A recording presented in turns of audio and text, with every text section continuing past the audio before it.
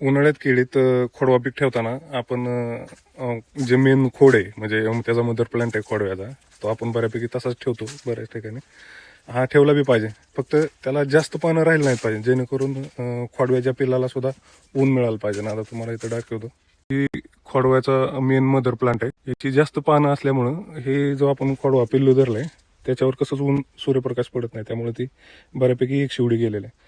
त्याचा बुंदा कसा सुद्धा तयार झालेला नाही, पानं एकदम चिंचोळी तयार झालेली. हे त्याच्या मदर प्लांटला ऊन येऊ म्हणजे जास्त सनस्ट्रोक होऊ नये म्हणून पानं ठेवायला पाहिजेत, नाही असं नाही.